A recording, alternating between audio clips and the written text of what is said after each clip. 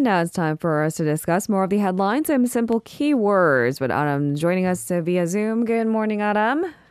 Well, good morning, Lena. How are you? Not too bad. Yeah, Yourself? I'm not too bad myself as well. I don't know why I said that in such a high tone, but yeah. Good morning to you too. Good morning. This week is kind of, I don't know, zipping by. Maybe it's because we're on Monday, technically off. We pre-recorded a show, and so we started Yeah. out, most of us, at least on a Tuesday. And I Yeah, don't I know. know. It's a four day week for us this week, which is always welcome. But yeah, won't be the same next week, unfortunately. No, no, no, no. We'll be more well rested from this week. I'm going to take the high road. Okay, Yeah. let's Okay. jump into this morning's headlines. And unfortunately, I'm going to have to set aside the pleasantries for the first story. Let's take a look at the economy section. This is our first keyword of the day. Stocks down. Inching closer and closer to what happened in the 2008 financial crisis, the Korean won and stocks have tumbled in the wake of an overnight plunge on Wall Street. What's the latest, Adam? Yeah, that's right. That's because it came after the release of these higher than expected US inflation data, which we went through in a previous segment. And it has found worries that the Federal Reserve will offer more aggressive interest rate hikes again. Now, this has prompted more investors to flock to safe haven assets, and that's why it led to a kind of a drop on the stock market. So the local currency as well weakened to the lowest level in more than 30 years. The $1 exchange rate closing at 1,391 won per dollar. That's up 17 won from the previous trading day. It was actually the first time that the rate closed above 1390 since March 31st, 2009. So amid the financial crisis. And the benchmark Kospi, looking at the stocks, ended down just over 1.5%. The Kosdaq also dipped 1.7%. US shares took a beating overnight with the Dow sinking 4% and the Nasdaq diving 5%. Market analysts expected the Fed to maintain its hawkish stance throughout this year. This is a signal justifying the Bank of Korea's unwavering stance for additional key rate hikes as well. So usually they go in tandem. Now, market experts predict the Fed will likely deliver at least a 75 basis point rate hike next week. And this increases pressure on the Korean central bank to step up its monetary tightening as well. We'll have to see what they decide after the Fed, or if the Fed does go with that kind of ultra big step. Now, the government said that it will beef up monitoring of local financial markets, and we'll have to see what kind of measures they come up with.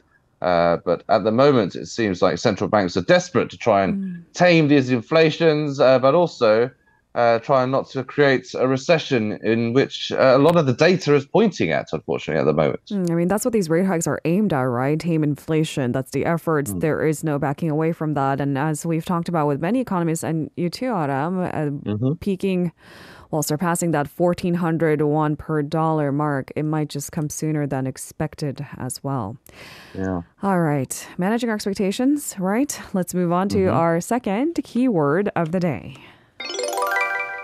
Chip panel. So President Yoon is again stressing the importance of Korea's semiconductor industry while meeting with a special ruling party's chip committee. Run us through what he said. Right. Well, he was meeting with a special People Power Party committee on strengthening the country's chip industry's competitiveness. And he said that Korea's survival depends on the semiconductor industry. And he said semiconductors are the country's bread maker, and they are the most important area in the so-called Fourth Industrial Revolution. And he added that in a way, our survival depends on it as well. And he also said that as president, he feels that he needs to put in measures to put food on people's tables rather than in the future. And Yoon also promised to work to nurture the right workforce and actively invest in the chip industry as well. Now, this ruling party panel is composed of course, lawmakers as well as experts and professors of relevant fields from Seoul National University and other universities as well. They haven't really come up with any detailed measures or any law proposals yet, but we'll have to see what comes down the line. The special committee is relatively new, so let's give them time to conjure up something better, a blueprint of how to then protect the industry that serves a bigger purpose in South Korea's economy. Let's move on to our third keyword of the day. record fine. Now, this is important because it's about precedents after all. And there are similar lawsuits happening in Europe, for example. And now let's talk about Korea today. So Korea has fined Google and Meta platforms a total of 100 billion won for violating a privacy law. So antitrust violations. What's the latest? Right, so this again is just the latest in a series of government versus tech firms battle. Now, the Personal Information Protection Commission, it approved the fines of just over 69 billion won for Google or Alphabet, the parent company, and about 31 billion won for Meta, the parent company of Facebook, or it's now known as Meta. Now, the fines mark the highest amount ever imposed for violations of the Personal Information Protection Law. In addition to the fines, the privacy watchdog ordered the tech companies to clearly inform the users prior to obtaining and utilizing the behavior information. Now, Meta is considering a court challenge to the PIPC's decision. Google also expressed regret and said it is reviewing the decision as well. So, of course, they are not happy with the ruling. Now, the PIPC found that they illegally collected user behavior information from services they don't actually own, such as apps from other providers, and utilized the data in personalized advertising without permission from the users. And such information is collected automatically, in fact, when the users sign in for Google and Meta's services. Usually, if you go to other websites, they require a login, and you could do that via a Google account sometimes as well. So that is said to be the root of it in some cases. And as a result, more than 98% of local Meta service users and 82% of Google users have been letting the companies have access to their personal information, possibly without knowledge. That is according to the commission. And the PIPC started to look into the privacy law violation cases of these major online advertisement services in February last year. The investigation will continue with related issues, especially in regard to Meta's recent attempt at forcing its users to agree to its new privacy policy.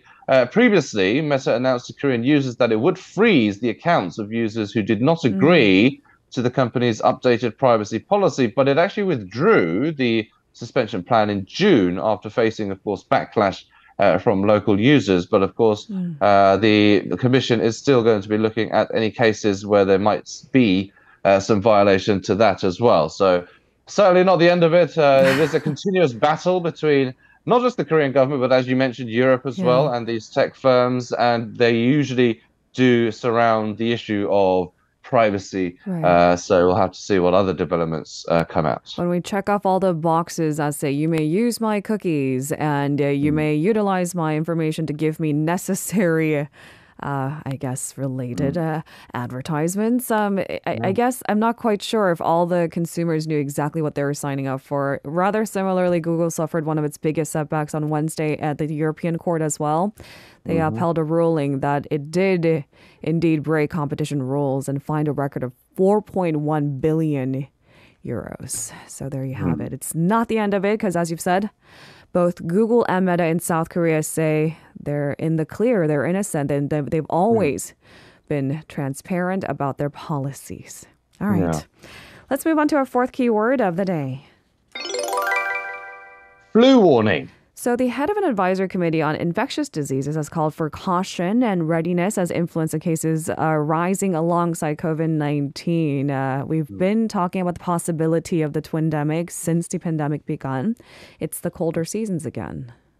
That's right. And it's now a time where we need to be more concerned about the flu virus as well, not just COVID-19. I mean, we had the past 2 years pretty being dominated by COVID-19 headlines where the flu was kind of took a back seat. But of course, it is the colder seasons and it is a virus that does come up and cause concern every year. And health experts are, of course, onto that as well. And this panel chief, Chung Gi-seok, said that while it is not medically appropriate to term concurrent waves of COVID-19 and the flu virus as a twindemic, although the KDCA thinks otherwise, there is a high chance that the infection rate of both viruses could rise at the same time, especially during the colder months. While flu cases dropped significantly amid, of course, tight quarantine and social distancing over the last 2 years, cases have been rising since late August, and they are expected to further accelerate, of course, alongside the easing of these social distancing rules, more people gathering together,